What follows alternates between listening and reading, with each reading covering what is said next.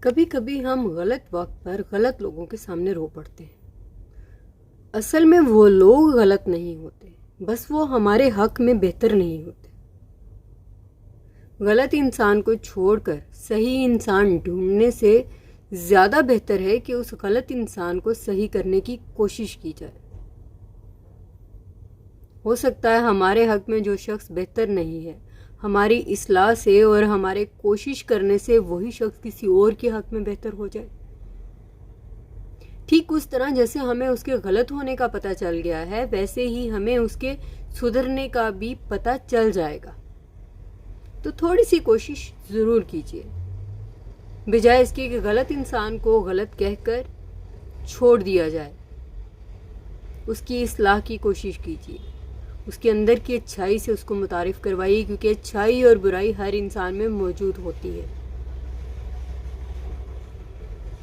ہم انسانوں کی سب سے بڑی غلطی یہ ہے کہ ہم فرار بڑی جلدی حاصل کرتے ہیں، تھک جاتے ہیں، بھاگ نکلتے ہیں۔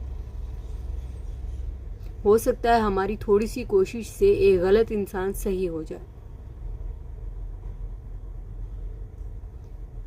ہاں، اگر ہم کوشش میں ناکام ہو جاتے ہیں، ہماری کوشش کے باوجود وہ شخص صحیح نہیں ہوتا، تو ہمیں اسے چھوڑ دینا چاہیے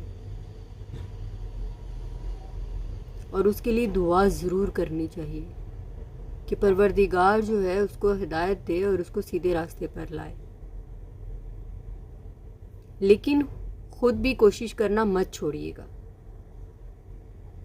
اگر ہم یہ جان سکتے ہیں کہ فلاں شخص غلط ہے، تو ہم یہ بھی جان سکتے ہیں کہ اس کی اصلاح کی جا سکتی ہے کہ نہیں۔ خوش رہیے، خوش رہنے دیجیے، اور زندگی کو لوگوں کے لیے آسان بنائیے۔ جتنی آسانی آپ دوسروں کی زندگی میں لائیں گے، اس سے 10 گنا آسانیاں پروردگار آپ کی زندگی میں لائے گا۔